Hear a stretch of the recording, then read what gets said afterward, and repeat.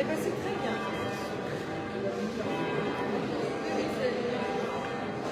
C'est sympa ici.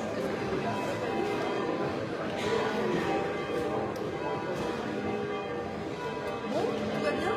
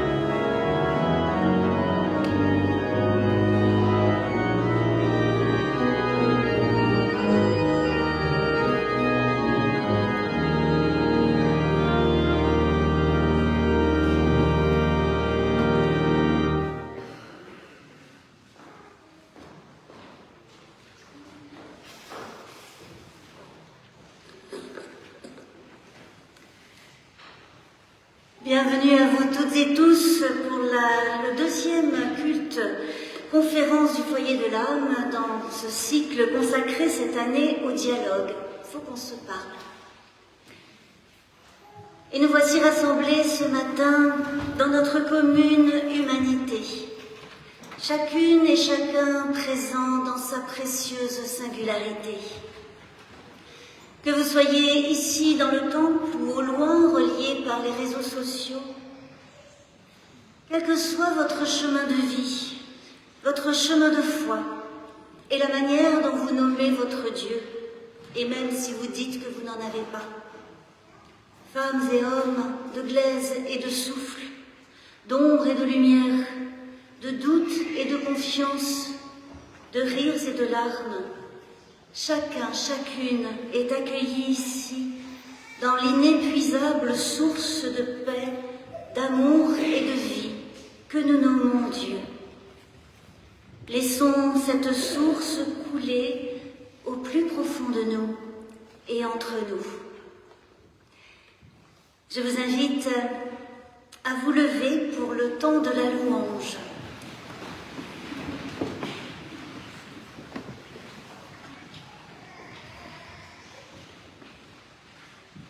Éternel Dieu, tu viens par ta parole, par celle de Jésus le Christ, déchirer les ciels de nos illusions factices, ensemencer nos terres arides, aplanir nos chemins remplis d'ornières. Tu viens tracer route nouvelle, déraciner de nos vies les germes de haine et dévoiler un monde fraternel. Tu viens poser ton éclat au fort de nos nuits, apporter la fraîcheur de l'aurore sur notre terre flétrie, conduire nos pas dans les sillons de l'amour et de la justice. Avec Jésus le Christ, mystérieux compagnon de toute vie humaine, tu viens, par ta parole, éclairer la terre. Sois loué, éternel Dieu. Amen. Et nous poursuivons la louange avec, comme indiqué dans les feuilles de culte que vous avez trouvées dans le recueil de cantiques, le chant du psaume 36, « Ô Seigneur, ta fidélité ». Et nous allons chanter les strophes 1 et 2 de ce psaume 36.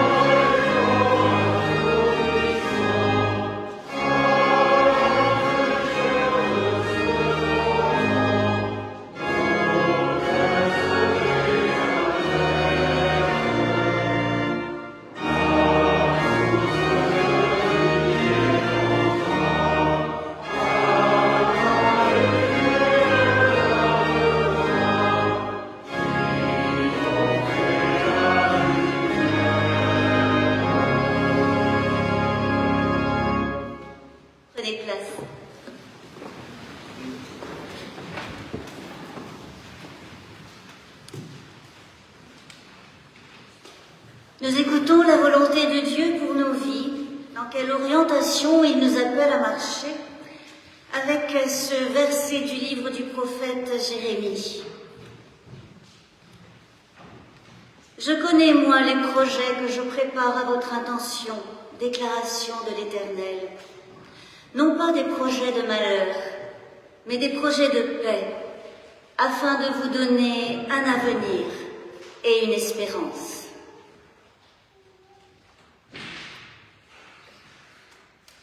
Et nous nous recueillons chacun, chacune et ensemble dans la prière de confession, celle où nous nous présentons humblement devant Dieu tel que nous sommes.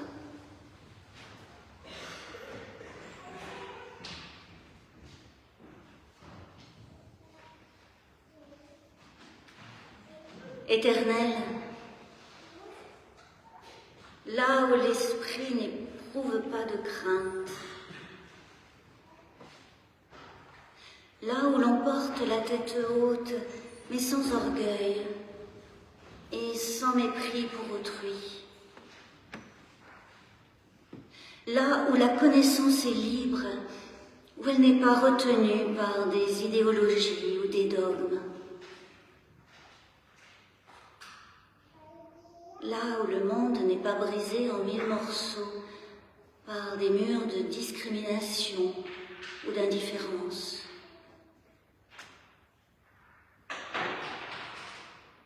Là où les mots viennent des profondeurs de la vérité et échappent au mensonge ou à la manipulation.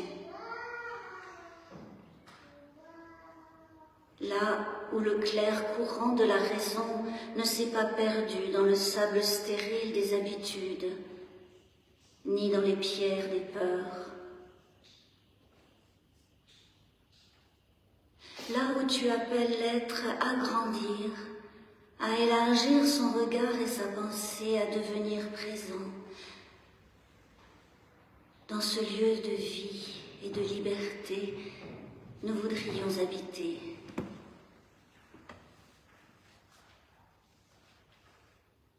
Et nous souffrons de ne pas y être. Et parfois même, nous participons au fait de ne pas y être.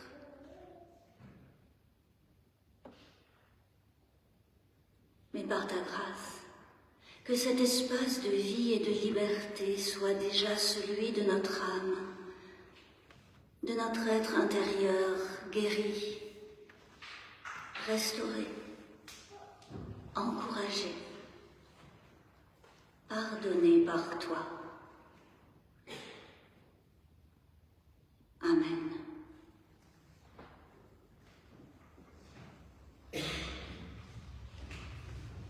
Levons-nous pour entendre l'annonce du pardon.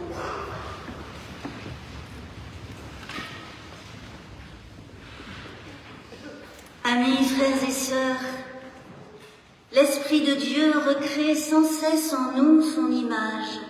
Il transforme nos esprits encombrés et pétrifiés. Il nous rend capables de donner du goût à notre terre, d'illuminer ce monde par sa clarté. Oui, Dieu désire la vie, notre vie, et il nous la donne sans mesure. Je vous invite à rendre grâce à Dieu pour son don, pour sa bonté, pour son pardon. Et nous le ferons en chantant au cantique 219. Dieu de lumière, esprit de vie, nous le chantons en entier.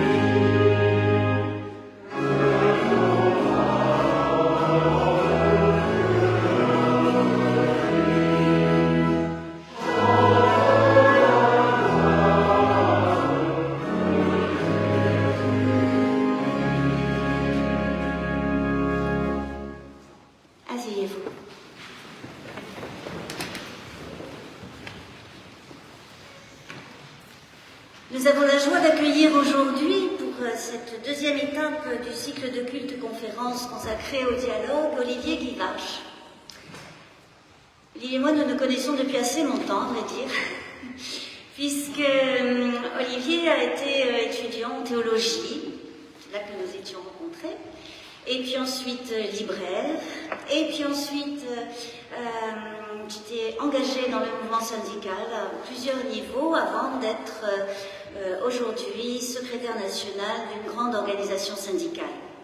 Et c'est donc pour cela que nous t'avons invité, et merci d'avoir accepté, surtout en cette période où il semble que le dialogue syndical soit extrêmement sollicité pour des enjeux importants. Et tu vas maintenant non pas nous parler des dialogues actuels, mais nous ouvrir à ce point de vue particulier. Donc, Anne, t'écoutons maintenant.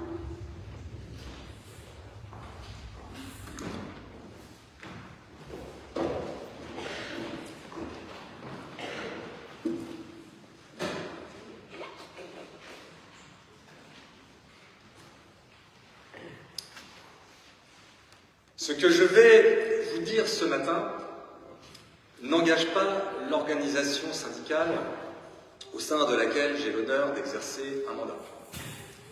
Ce que je vais vous dire n'engage que moi, et je remercie Dominique Hernandez ainsi que la communauté du Foyer de l'Âme pour son invitation qui m'offre l'occasion de vous parler du dialogue social avec mes mots, selon mon expérience et mon parcours personnel, dans un cadre assez inhabituel au dialogue social. En effet, permettez-moi d'insister, je tiens tout particulièrement à un syndicalisme laïque, indépendant à l'égard des institutions religieuses, ouvert à toutes et tous, sans discrimination, et dans le respect mutuel des convictions philosophiques, morales et religieuses, réunissant des femmes et des hommes libres et responsables, comme un syndicalisme autonome vis-à-vis des pouvoirs politiques et économiques. Alors, le dialogue social, un chemin de compromis. Mais pour faire quoi? Ici et maintenant, il me semble pertinent de commencer par les prophètes. Vous voyez, on est vraiment dans un cadre très inhabituel pour le dialogue social. Je pense à Isaïe, Amos, Osée, Michée et Jérémie, qui a été cité tout à l'heure. Alors prenons Jérémie au chapitre 22, qui s'adresse au roi Joachim. « Malheur à celui qui bâtit sa maison au mépris de la justice et ses étages au mépris du droit, qui fait travailler les autres pour rien sans leur donner leur salaire. Je vais me bâtir un palais grandiose avec de vastes étages, dis-tu. Tu y ouvres des fenêtres, tu en revêts les murs avec du bois de cèdre, tu le fais peindre en rouge vermillon. Veux-tu prouver que tu es roi en choisissant le bois de cèdre pour te distinguer? Ton père mangeait et buvait comme tout le monde, et il pratiquait le droit et la justice. Et tout allait bien. Il faisait droit aux pauvres et aux malheureux, et tout allait bien. N'est-ce pas cela, me connaître, dit l'Éternel? Mais toi, tu n'as des yeux et un cœur que pour ton profit, pour verser le sang de l'innocent et agir dans l'oppression et la violence. Est-ce que Jérémie n'est pas, d'une certaine manière, un petit peu syndicaliste? Alors, non, je ne commettrai pas le raccourci selon lequel le courant prophétique serait le courant social, syndical de la religion, transposable dans notre société. C'est infiniment plus complexe, christianisme social retiendra plus facilement les textes prophétiques, critiques envers les pouvoirs politiques et économiques, appelant au respect du droit et de la justice vis-à-vis des plus faibles, étrangers, etc. Les théologiens les plus sincères disent souvent, et là j'ai la voix de Laurent Gagnebin dans la tête, les théologiens disent souvent que nous avons tendance à créer notre propre canon dans le canon biblique, c'est-à-dire à privilégier les passages bibliques qui nous arrangent.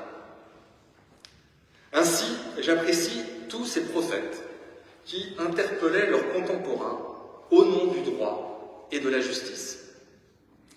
Et Jérémie encore au chapitre 7, « Si vous réformez vos voies et vos œuvres, si vous pratiquez la justice envers les uns et les autres, si vous n'opprimez pas l'étranger, l'orphelin et la veuve, alors vous aurez la bénédiction. » Jérémie qui jugeait les mauvais rois et encourageait le roi Josias à ordonner la réforme deutéronomiste, cette nouvelle alliance, le règne de la loi, selon la promesse de l'Éternel, « Je mettrai ma loi au fond de leur être, et je l'écrirai sur leur cœur, alors je serai leur Dieu, et eux seront mon peuple. »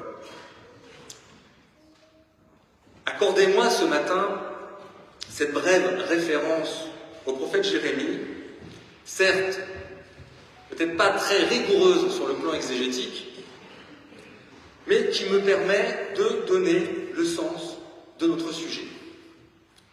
Le dialogue social, le chemin du compromis, est un moyen essentiel de pratiquer le droit et la justice, et de rejeter l'oppression et la violence. Et j'irai plus loin. Le dialogue social est un moyen essentiel pour la performance économique, pour le progrès social, collectif et individuel, et pour le respect de notre environnement. C'est vous dire l'importance de l'enjeu.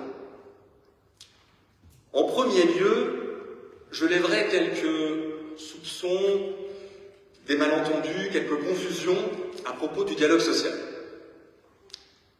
Ensuite, je décrirai le dialogue social tel qu'il se vit, ici et maintenant. Et enfin, je conclurai par les enjeux d'avenir du dialogue social. Soyons réalistes, nous savons bien que dans notre pays, le dialogue social ne va pas de soi. On entend souvent les arguments de ceux qui le dénigrent et le soupçonnent de trahir la cause du droit et de la justice. La culture de lutte des classes est ancrée dans de nombreuses organisations et leur tient lieu de référence indépassable. Je considère même, avec Jean-Louis Malice, un syndicaliste, que cette culture est entretenue par deux camps extrêmes, qui, sous des apparences de désaccords irréconciliables, jouent la même partition, le refus du dialogue social. Leur ennemi commun est le compromis, jugé toujours plus favorable pour l'autre. Leurs véritables adversaires sont ceux qui préfèrent la recherche de solutions négociées. Combien de fois entend-on compromission lorsqu'on se félicite d'un compromis? Il faut dire que le mot en français est piégé, alors que l'étymologie latine est positive. Compromissum, promesse mutuelle. Utilisé comme adjectif ou verbe, c'est embarrassant. Ce représentant du personnel est compromis. Il s'est compromis. Utilisé comme nom commun, c'est synonyme d'une conciliation, d'un arrangement, d'une solution qui clôt un désaccord. Et, je l'ai dit, le jeu de mots compromission est facile et n'aide pas. Reconnaissons qu'il existe une lecture conflictuelle des rapports sociaux. Acceptons le pluralisme et donc la liberté d'une expression radicale des relations sociales. Et d'ailleurs, le vocabulaire militant dit beaucoup des présupposés, des convictions et des fondamentaux. Il est très suggestif d'entendre les uns parler de lutte, de victoire, et d'autres parler de conflit, d'accord et de désaccord. Reconnaissons qu'on trouve dans notre histoire sociale de nombreux exemples de luttes acharnées qui n'ont pas abouti à un compromis entre acteurs sociaux, mais qui ont abouti quand même, et dans ce cas, l'une des parties obtient une décision politique sous forme d'un acte juridique, une loi, un décret par exemple. Je donne deux exemples concrets. Les congés payés et l'ouverture des magasins de bricolage le dimanche, pour être très concret. Les congés payés sont nés en 1853 par un décret de Napoléon III et ils concernaient seulement les fonctionnaires. C'est en 1936 que le droit à des congés payés de 2 semaines est étendu à tous les salariés par la voie législative. Puis 3 semaines en 1956, 4 semaines en 1969 et 5 semaines en 1982. Soit dit en passant, en 1936 comme en 1969, la loi fait suite non seulement à des conflits de forte intensité, mais aussi à des accords entre les syndicats et le patronat. Je pense aux accords de Matignon de 1936. Le dialogue social ne nie pas les conflits, le rapport de force et les divers moyens possibles pour l'avoir de son côté. Et nous y reviendrons. Autre exemple, en 2014, après un intense lobbying des grandes enseignes du bricolage et de nombreux contentieux initiés par des syndicats, un décret est publié pour autoriser ce type de commerce de détail à ouvrir le dimanche, sans qu'il y ait eu, au préalable, un quelconque compromis social.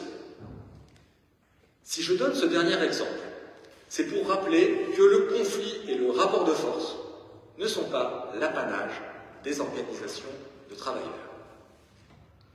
Pour ne prendre que les 30 dernières années et le niveau national interprofessionnel, les grands conflits sociaux ne manquent pas. Et ils s'expriment chez nous par des grèves et des manifestations sous forme de grands cortèges. 1995, 2003, 2010, 2016, 2018, 2019, 2023, on a l'impression que ça s'accélère, et j'en oublie sûrement. Parfois, le pouvoir politique renonce, parfois, il s'impose. Mais c'est plus compliqué à l'échelle des entreprises et des administrations. La conflictualité est en régression si on tient compte du nombre de journées individuellement non travaillées selon les statistiques officielles partagées au ministère du Travail. À nuancer si on tient compte d'indicateurs plus micro, refus d'heures supplémentaires, absence sans motif, conflits interpersonnels par exemple. Et d'ailleurs, les managers déclarent qu'ils passent 30% de leur temps à traiter des conflits. Sans parler d'une forme de désengagement constatée par des enquêtes de terrain. Un dernier malentendu, ou plutôt une confusion, le dialogue social, ce n'est pas les relations sociales. Les relations sociales regroupent l'ensemble des relations au sein de la communauté de travail. Les relations au travail ne sont pas égalitaires. Le contrat de travail établit un lien de subordination avec une hiérarchie. Les relations professionnelles, elles, sont très diverses, infiniment variées, sous l'influence de notre culture, en tant que société française, de la culture de l'entreprise, parfois en décalage, des identités professionnelles, des métiers, des pratiques de management, selon également l'âge, la catégorie socio-professionnelle, la liste est sans fin. Les relations de gré à gré entre collègues et entre employeurs, entre l'autorité et l'agent, ne relèvent pas du dialogue social. À cette étape de notre chemin, ce matin, pour résumer, le conflit des logiques existe. Cette expression, le conflit des logiques, permet d'éviter un débat stérile sur la légitimité. L'employeur est-il légitime à diriger l'entreprise? Le syndicat est-il légitime à défendre les salariés? Oui aux deux questions. Chaque acteur du dialogue social dispose d'une légitimité et exerce des missions propres, avec des intérêts divergents. Il y a dialogue si chaque acteur reconnaît la légitimité et les missions de l'autre. Le dialogue social révèle le conflit des logiques. Il permet d'exprimer les désaccords et il cherche des solutions qui conduiront au compromis. Vivre ensemble, travailler ensemble, se mettre d'accord ensemble, trouver des intérêts communs. Voilà l'ambition d'un dialogue social qui veut aboutir à un compromis. Le dialogue social, c'est bien plus que la négociation collective. De façon formelle et informelle, le dialogue social inclut la concertation, la consultation, toutes les étapes de la négociation, l'évaluation, la communication, avec une grande diversité de pratiques au quotidien et de structures pour organiser tout ça. Enfin, le dialogue social, pour exister, nécessite la représentation. Je représente plus que moi-même, je suis investi d'un mandat, c'est un jeu de rôle social. Alors, à ce stade de la réflexion ce matin, je voudrais vous parler du dialogue social dont il se vit concrètement. Pour le dire en une phrase, et de façon un peu trop rapide, le dialogue social, ça marche quand on y croit. Heureusement, dans le monde des relations sociales, on trouve de nombreux croyants qui sont également pratiquants dans chacune des parties prenantes, patronales et syndicales. Un représentant patronal m'a fait cette réflexion un jour: rien ne vaut un accord négocié. Ça ne voulait pas dire qu'il était prêt à signer n'importe quoi, loin s'en faut. Et ça ne s'est pas toujours très bien passé. Mais sa préférence allait au compromis plutôt qu'au passage en force par le lobbying politique. Pour se mettre d'accord, il faut être deux. Or, souvent, dans notre contexte, il faut être le plus souvent plus nombreux que deux. Donc, c'est encore plus compliqué. Je vais passer en revue les différents niveaux de dialogue social que j'ai pu connaître, de manière à être le plus concret possible. En entreprise, en branche et au niveau interprofessionnel. Commençons par le dialogue social en entreprise. J'ai fait l'expérience personnelle de la construction d'un dialogue social à partir de quasiment rien. Tout était presque inventé, et c'était passionnant. C'est toujours une aventure collective, le dialogue social.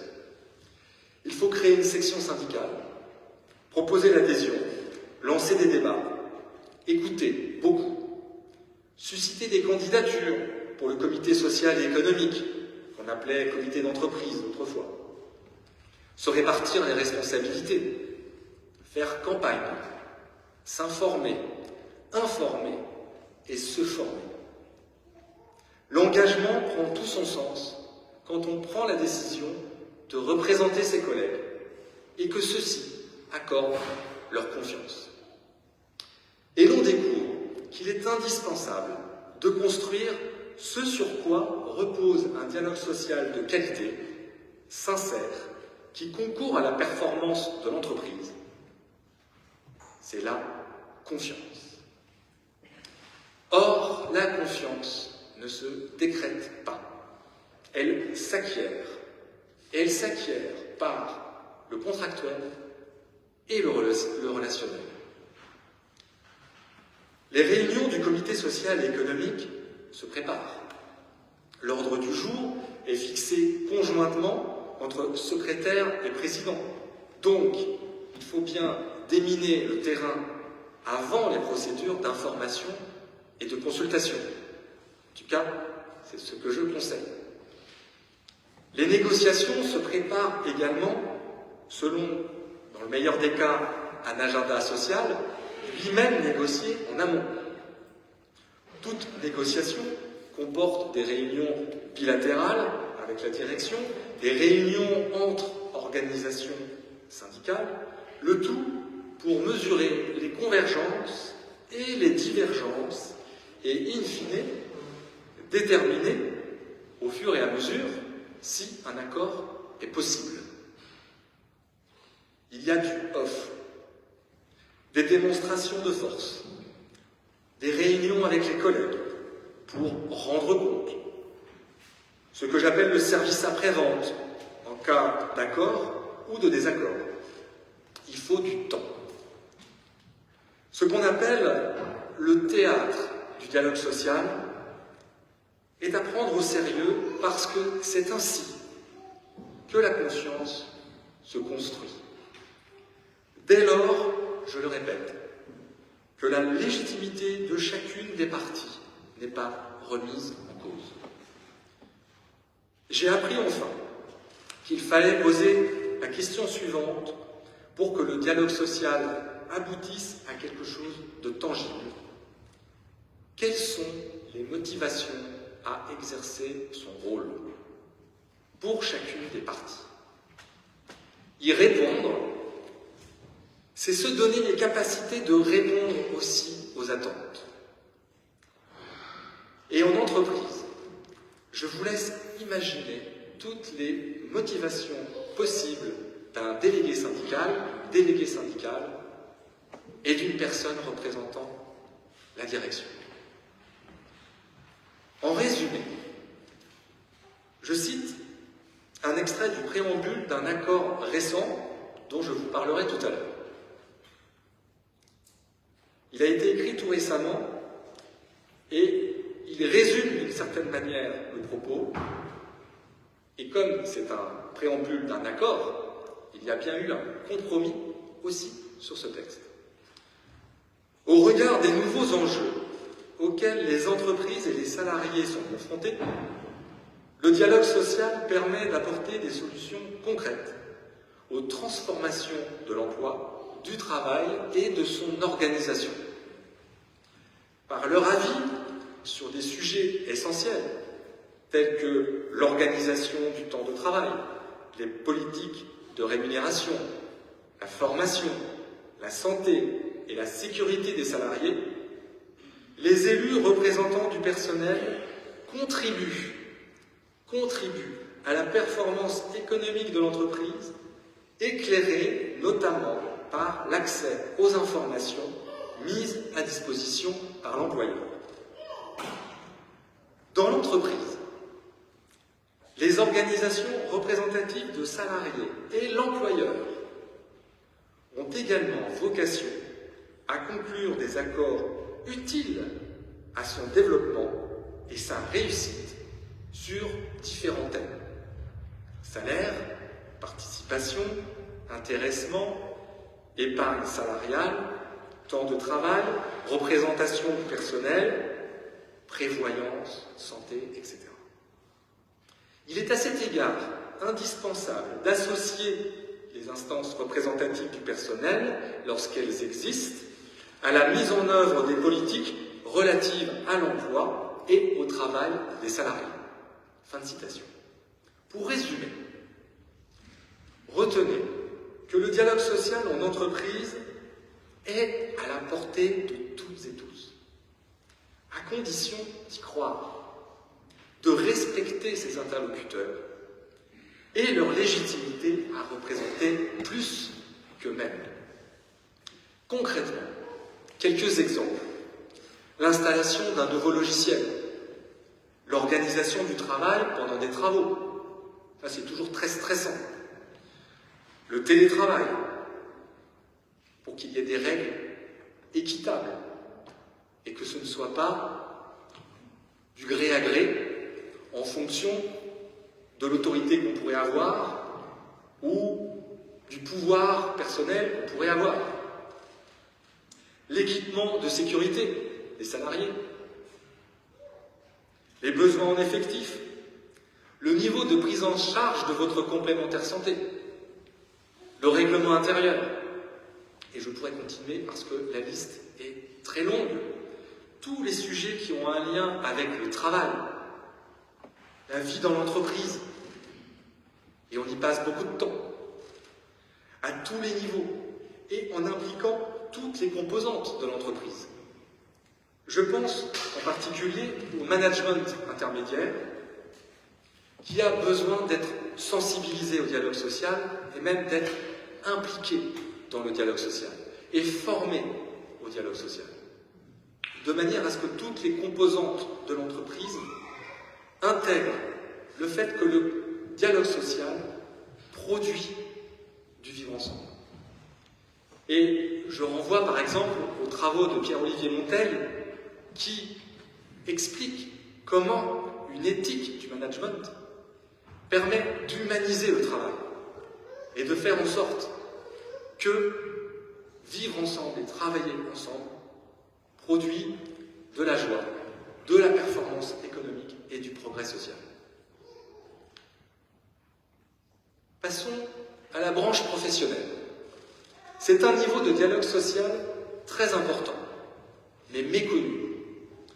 Pour faire simple, les organisations syndicales et patronales représentatives dans une branche d'activité sont co-responsables de sa régulation socio-économique. C'est pourquoi on parle souvent de paritarisme. C'est sûrement un mot que vous avez entendu. Ces organisations négocient notamment une convention collective qui fixe le cadre social qui s'impose dans toutes les entreprises de la branche. Les salaires minimums, les congés pour événements familiaux, la classification des métiers, la protection sociale, complémentaire santé, prévoyance pour les risques lourds, les dispositions particulières en lien avec le secteur d'activité, comme par exemple la prise en compte des conditions météo pour modifier les horaires, ça existe, dans les parcs de loisirs par exemple, ou une prime en cas de coupure dans la journée, dans la restauration. La France se distingue dans la mesure où 90% des salariés sont couverts par une convention collective. 90%. Sans avoir besoin de se syndiquer, la plupart du temps, sans connaître l'activité paritaire que ça représente. Et ça représente beaucoup de temps et de travail.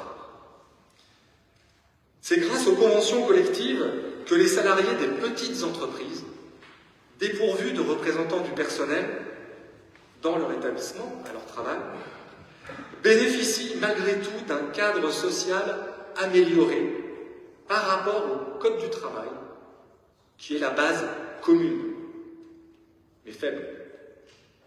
Quand le dialogue social est de qualité, bien sûr, et ce qui est loin d'être le cas partout. En la matière, j'ai pu constater beaucoup de disparités et les causes sont multiples. L'actuel directeur général du travail avait produit un rapport il y a quelques années, jamais publié officiellement, mais on a pu y accéder, qui proposait des pistes d'amélioration. Et pour le moment, c'est au point mort. Pour notre sujet, le dialogue social, retenez que le niveau des branches place les représentants syndicaux et patronaux dans une posture différente de celle occupée dans l'entreprise. Par exemple, l'effet sur la négociation est très visible. On négocie à froid. Puisqu'on négocie pour toute une branche d'activité comptant plusieurs centaines, voire des milliers d'entreprises. Les négociateurs se voient régulièrement, mais pas tous les jours, et sont parfois des professionnels de la négociation collective et du dialogue social. Quant aux forces en présence, sachez qu'il peut y avoir plusieurs organisations patronales représentatives concurrentes, ce qui ne simplifie en rien la stratégie des organisations syndicales. C'est tout autant compliqué d'avoir un interlocuteur ou plusieurs interlocuteurs patronaux. Il n'en demeure pas moins que les fondamentaux du dialogue social s'appliquent. Reconnaissance de la légitimité des intérêts de chaque partie, la confiance reposant sur du contractuel et du relationnel. Le compromis traduit une convergence d'intérêts et répond aux attentes et aux motivations. Je passe au dialogue social interprofessionnel, qui induit une diversité d'activités si l'on élargit la définition. Concertation avec les pouvoirs publics, position ou déclaration commune entre organisations patronales et syndicales, échanges plus ou moins formels entre organisations et avec le personnel politique, auditions parlementaires, négociation d'accords nationaux interprofessionnels, j'y viendrai. Je ne vais pas vous faire la liste de toute cette activité. Les acteurs sont nombreux, les médias plus présents, et le pouvoir politique s'en mêle. Mon mandat actuel m'oblige à une certaine réserve sur ce sujet. Je peux néanmoins partager avec vous plusieurs remarques. Premièrement, le dialogue social interprofessionnel ne consiste pas au quotidien à organiser des manifestations et à confectionner des pancartes et des banderoles. Je préfère le dire, vous le savez. Même au plus fort de la contestation de la réforme des retraites en 2023, puisque là, il y a eu beaucoup de banderoles, beaucoup de pancartes, beaucoup de cortèges, le dialogue social générait de l'activité. Par ailleurs, il en était de même dans les branches et les entreprises, parce que le monde ne s'est pas arrêté.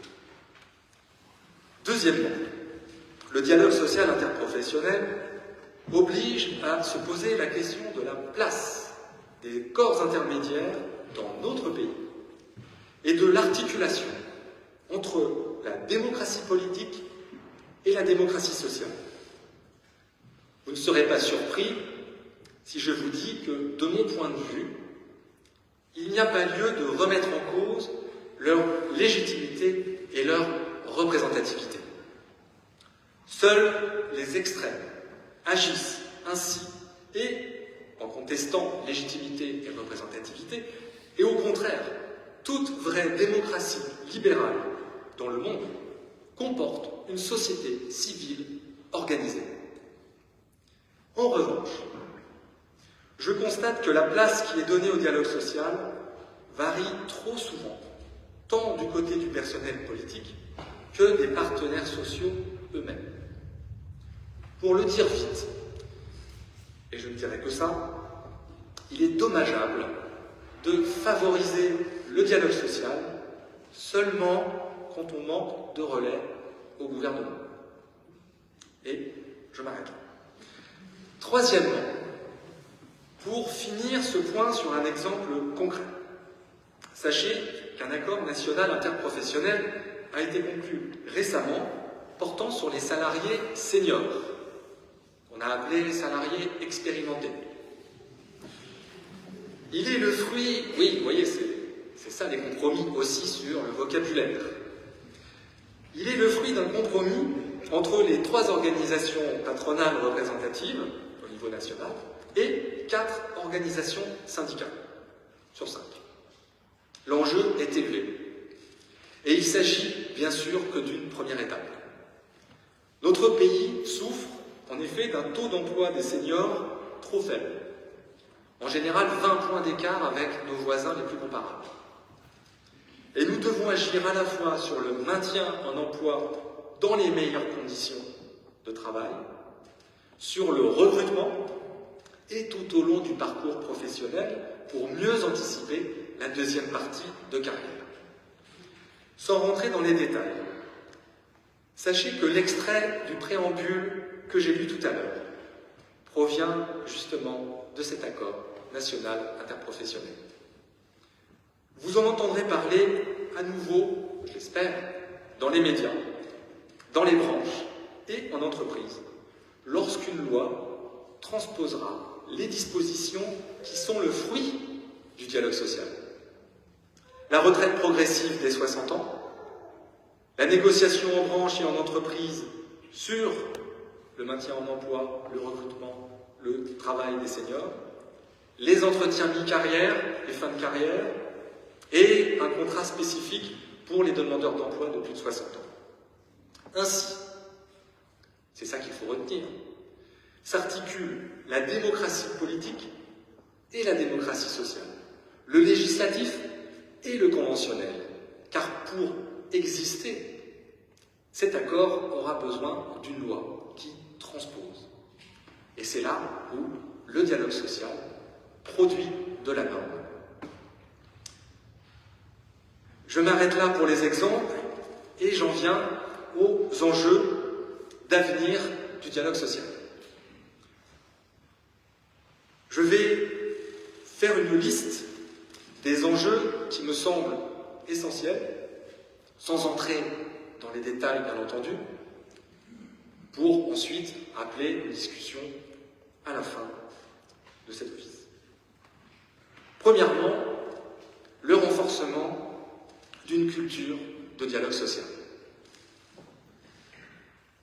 C'est la question de la culture du compromis qui nécessite du travail, parce que ça ne se décrète pas. Et notre pays en a bien besoin. C'est une culture qui est nécessaire. Et ça passe par de la formation, des lieux de dialogue, des lieux pour se rencontrer, de la reconnaissance, et donc un accès facilité à des représentants, à de l'expertise, l'accès à la gouvernance, à la direction plus générale, là où on parle de stratégie, dans les conseils d'administration par exemple. Et puis il y a aussi une question de moyens. Moyens pour de la proximité, moyens pour accéder justement à de l'expertise, à de la formation, et puis du temps et du nombre. Et puis, deuxièmement, il faut faire connaître ce que le dialogue social produit déjà. C'est ce que j'ai aussi essayé de faire ce matin, de donner des exemples, et j'en suis sûr, vous en avez aussi, là où vous travaillez, si le dialogue social est organisé. Troisièmement, je voudrais citer Jean-Denis Combrexel, qui est l'ancien directeur général du travail, qui l'a été très longtemps, et qui disait, il y a quelques années, il faut sortir d'une logique purement juridique, formelle et institutionnelle, trop fréquente dans notre pays, pour donner très concrètement aux acteurs le goût, la volonté et la capacité, non de négocier, puisqu'ils le font déjà, mais de faire de la négociation un véritable levier de transformation au service de l'emploi et de la compétitivité des entreprises. L'enjeu est de faire du dialogue social l'un des rouages de la gouvernance des entreprises, en essayant de rééquilibrer la place des différentes parties prenantes.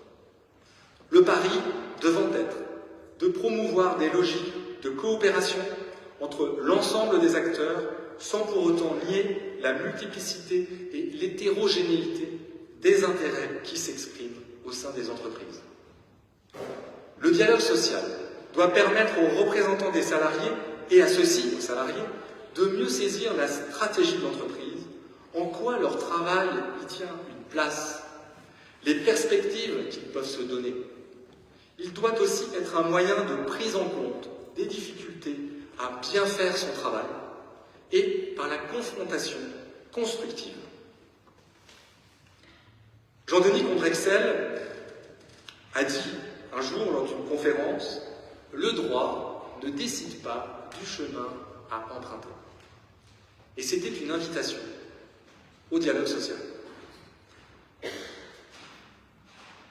Un autre enjeu pour l'avenir, c'est de reconnaître que pour un certain nombre d'employeurs, le dialogue social est encore trop davantage perçu comme une contrainte et un coût que comme un levier de performance.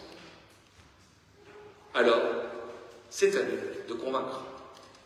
Pour les acteurs syndicaux, la concurrence syndicale est l'aspect négatif du pluralisme et elle favorise la surenchère et le refus de la responsabilité. Il est plus risqué de s'engager, de faire confiance, d'accepter un compromis. Plus généralement, il manque un peu de courage, de la nuance dans notre société.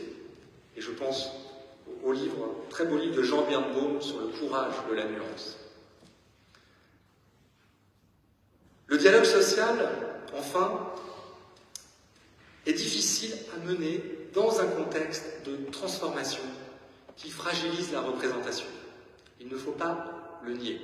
Au contraire, c'est un problème à prendre à bras-le-corps.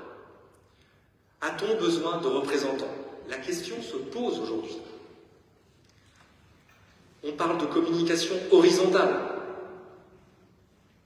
On passe de l'action collective dans l'entreprise à l'action connective qui se fait hors de l'entreprise. On se pose la question de la force du mouvement. Est-ce que c'est le nombre, l'unité, ou est-ce que c'est la capacité à communiquer un message simple au plus grand nombre, avec un grand risque de simplification? Il y a une défiance envers les institutions qui a été largement traitée par de nombreux politistes et de sociologues. Je pense aux travaux de Luc Rouban. Il y a une dictature de l'émotion. Le sachant est moins légitime que celui qui exprime une émotion. Et là, je pense aux travaux de Pierre Rosanvallon, qui, dans les épreuves de la vie, explique en quoi toutes ces émotions sont générées par des épreuves et la promesse d'égalité n'est pas réalisée. Déni de dignité par le mépris, l'humiliation, déni d'égalité des chances, déni des situations particulières qui génèrent de l'injustice et beaucoup d'incertitudes qui pèsent sur notre société. Des incertitudes qui pèsent dans l'entreprise et qui pèsent au travail. Bien au-delà, on peut aussi parler de toutes ces incertitudes qui sont liées au climat, à la pandémie. On aurait pu aussi longuement parler des effets du Covid-19 et les incertitudes qui pèsent sur le financement et l'avenir de notre propre protection sociale. Autre enjeu d'avenir, l'intelligence artificielle. Aujourd'hui, les entreprises prennent conscience que l'intelligence artificielle a 3 effets. Le premier effet sur les emplois, parce que ça peut transformer les emplois, ou ça peut amener de nouveaux emplois ou ça peut faire disparaître des emplois. Et ça s'anticipe par le dialogue social. Un effet sur le travail en lui-même, si on intègre de l'intelligence artificielle dans son travail. Et puis, un problème éthique. À l'heure actuelle, beaucoup d'entreprises se lancent dans des chartes éthiques de l'intelligence artificielle. De mon point de vue, le dialogue social doit aussi s'emparer de ce sujet et faire en sorte qu'une charte pourrait être le fruit du dialogue social organisé dans l'entreprise. Et enfin, un autre défi, le renouvellement générationnel et la mixité, qui est en lien en fait avec les enjeux précédents, dans la mesure où nous vivons un renouvellement générationnel et à chaque renouvellement générationnel, les anciens disent « c'était mieux avant », les jeunes ont quelques certitudes et c'est par le dialogue social, par l'action collective organisée qu'il peut y avoir de l'intergénérationnel et qu'il peut y avoir des évolutions de société. Alors, je voudrais en revenir au sens et retenez que le dialogue social a à voir avec la performance économique, que le dialogue social a à voir avec le progrès social, que le dialogue social a à voir avec le respect de l'environnement. Car, avec le dialogue social, nous pouvons nous adapter, être réactifs, parler de productivité, donner du sens et de la motivation au travail, mieux et bien travailler, être respecté et reconnu, se sentir digne de son emploi et au travail, partager la valeur produite plus équitablement, faire évoluer les compétences, vivre ensemble, travailler ensemble. Alors, ce matin, je vous invite à croire au dialogue social et à le développer pour la pratique du droit et de la justice. Je vous remercie.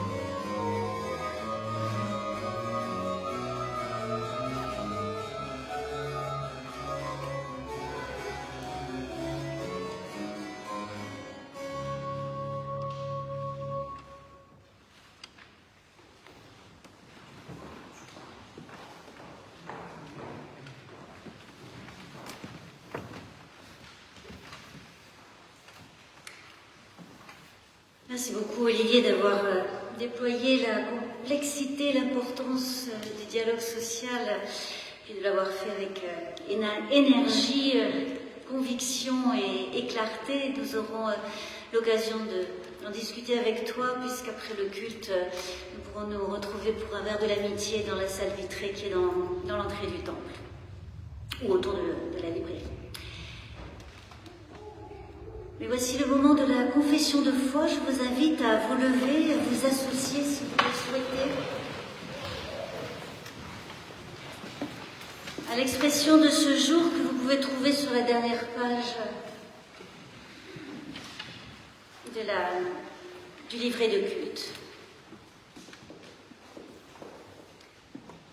Je crois en Dieu qui est, qui était et qui vient. Je crois notre histoire habitée, soulevée, fécondée par le vivant. Dans sa parole, heureuse nouvelle, dans les signes de l'eau et du pain, dans les cris du pauvre et de l'affamé, dans les gestes du prisonnier et du rejeté, il m'attend, il me parle, mystérieux visiteur dont le souffle de vie me fouette le visage. Avec mes frères et mes sœurs, je sais qu'il habite notre aujourd'hui. Je crois avec toutes les femmes, tous les hommes d'hier qui déchiffrèrent sa trace dans l'histoire. Peuple libéré de la servitude et tensé par les prophètes. Peuple chanteur de psaumes et sage de proverbes. Avec les foules palestiniennes et les apôtres, témoins de sa voix humaine, j'entre dans ce grand cortège qui suit le Nazaréen, Paul de Tarse, François d'Assise, Martin Luther, Jean XXIII, Martin Luther King et tous les autres, ils n'ont pas cru en vain. Je crois dans le bruissement du monde, entendre les coups qu'il frappe à la porte, discerner les pas silencieux de celui qui vient. C'est pourquoi, au chevet des malades et des agonisants, je prie. Avec tous les opprimés et les torturés, je crie. Avec tous les passionnés, je cherche. Avec les lutteurs, je milite, car il vient, celui-là qui rompt tous les destins et ouvre les chemins, qui désarme toutes les résignations et suscite les responsabilités, et dont le projet fait pâlir tous les programmes. J'attends le vivant, dont la résurrection annonce espérance. Amen.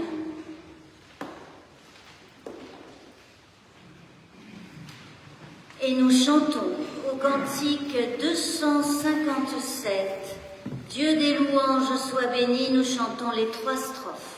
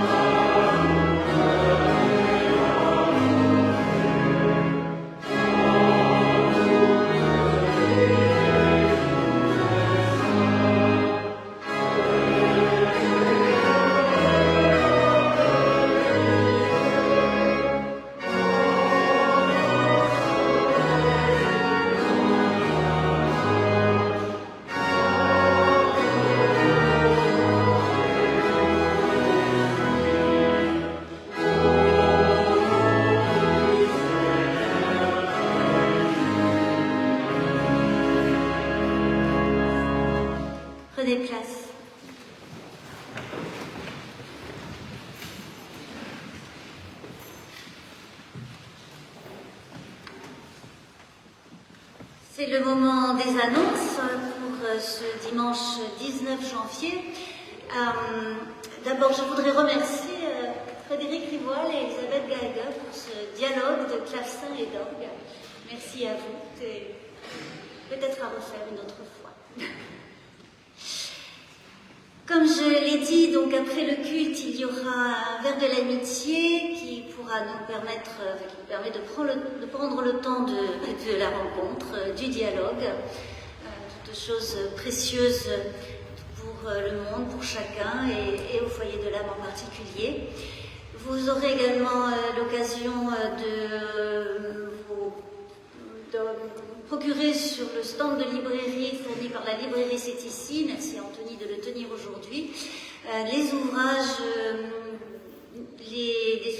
de notre intervenant de dimanche dernier. Il manquait beaucoup d'exemplaires de son livre Mes labyrinthes et ils sont arrivés pour aujourd'hui, et puis d'autres ouvrages, d'autres intervenants de ce cycle, et puis de théologiens de manière plus générale. Comme chaque dimanche, il y a après le culte et avant le culte, et ce sera le cas dimanche prochain, une collecte au profit de l'épicerie solidaire de la Croix-Rouge du 11e arrondissement. Et si vous souhaitez y participer, dans l'entrée du temple est affichée en 2 exemplaires la liste des produits dont l'épicerie a particulièrement besoin en ce moment. Dans les activités de la semaine, mardi 21, il y a une veillée œcuménique organisée avec les amis de Notre-Dame d'Espérance à Notre-Dame d'Espérance. Il y aura également les amis luthériens de Bon Secours sur le thème « Ensemble dans la barque ». C'est à 19h30. Il y a une affiche dans l'entrée, une autre sur le site du foyer de l'âme. Alors, pour cette veillée qui commence par un petit moment convivial très simple de soupe, fromage et fruits, le foyer de l'âme doit apporter des fruits. Alors, si vous participez à cette veillée mardi soir, merci de venir me trouver, de me dire ce que vous pouvez apporter, si vous apportez quelque chose, afin que nous puissions un peu nous coordonner. Et puis, j'aurai également... si une ou 2 personnes acceptent de participer à cette veillée par la lecture de textes, eh bien, merci de me le dire également. La lecture des textes bibliques qui réuniront des petits groupes et donc qui permettront de se parler. Voilà, donc ça c'est mardi 21, jeudi 23, 12h30 dans le temple, la pause spirituelle comme tous les jeudis, pendant 1 heure. Samedi 25, ce sera le caté avec les jeunes du caté à 17h dans mon bureau. Et dimanche 26, alors nous accueillerons pour la 3e étape de notre parcours Frédéric Rognon, qui est professeur de philosophie et religion à la faculté de théologie de Strasbourg et qui a aussi une grande expérience de dialogue. Et il interviendra avec le titre « Qu'y a-t-il entre toi et moi ?» une formule biblique de l'évangile de Jean. Et pour accompagner cette interrogation, parvenir au dialogue. Voilà. Il y aura également dimanche 26, là c'est une séance de l'école biblique pour les plus jeunes du foyer de l'âme. Je voudrais vous signaler aussi une date à inscrire d'ores et déjà dans vos agendas. Ce sera l'Assemblée générale de l'Entraide le dimanche 9 février prochain à midi, après le culte, l'entraide du foyer de l'âme. Je ne crois pas qu'il y ait d'annonce pour l'entraide d'ailleurs aujourd'hui. Non. Est-ce qu'il y a d'autres choses à se dire que j'aurais oublié? Bon, et bien alors, si tout est dit, il y a quelque chose à faire, puisque voici maintenant le temps de l'offrande. Antoine le trésorier me signale que nous avons retrouvé comment ça s'appelle? Une collecte... Ah oui, un panier connecté, pardon, pour la collecte. C'est-à-dire que si vous n'avez pas d'espèce, vous pouvez faire votre offrande par l'intermédiaire de votre carte bancaire ou de votre téléphone. Voilà, mais surtout, quel que soit le moyen, donnez joyeusement et librement. Et c'est ça, une offrande qui plaît à Dieu et qui aide aussi le foyer de l'âme à accomplir sa mission.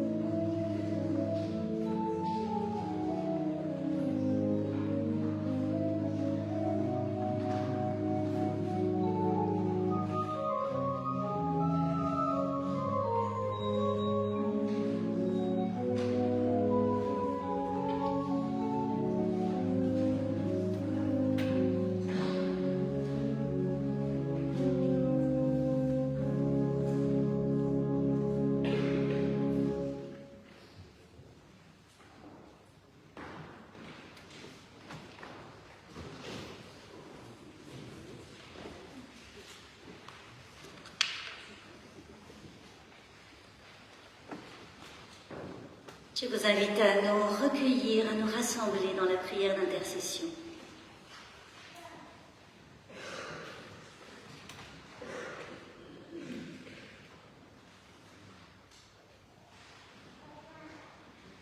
Dieu, du sommet de l'amour, du sommet de la justice et de la paix, tu es venu habiter à jamais notre histoire. Tu es venu afin que tous et toutes aient la vie et l'aient en abondance. Et nous te rendons grâce pour celles et ceux qui en témoignent pour nous et dans le monde.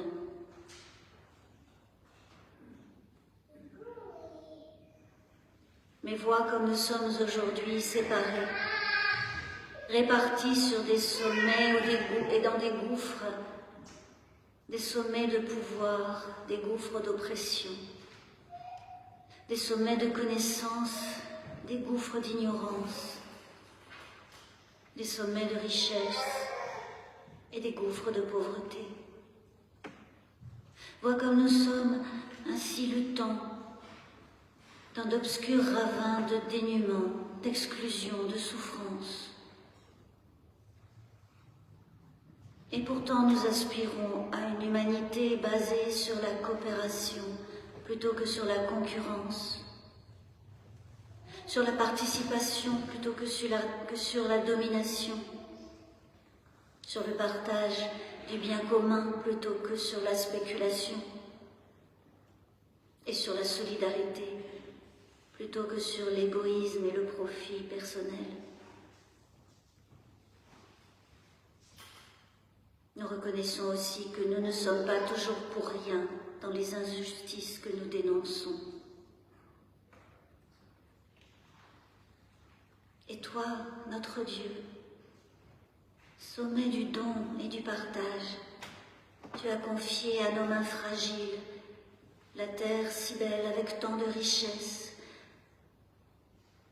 Rappelle-nous encore et à nouveau ton rêve d'humanité et de partage.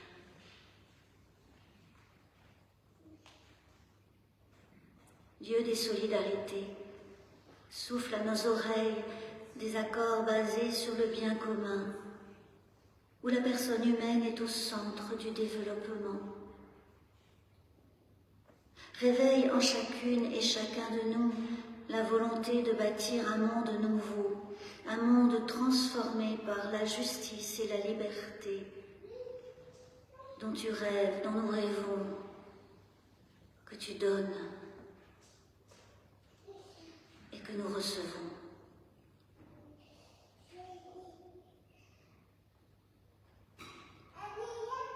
Ainsi rassemblés, nous pouvons dire à voix haute ou dans le cœur la prière que le Christ a donnée à ses disciples. Notre Père qui es aux cieux, que ton nom soit sanctifié, que ton règne vienne, que ta volonté soit faite sur la terre comme au ciel. Donne-nous aujourd'hui notre pain de ce jour. Pardonne-nous nos offenses, comme nous pardonnons aussi à ceux qui nous ont offensés. Ne nous laisse pas entrer en tentation, mais délivre-nous du mal, car c'est à toi qu'appartiennent le règne, la puissance et la gloire, au siècle des siècles. Amen.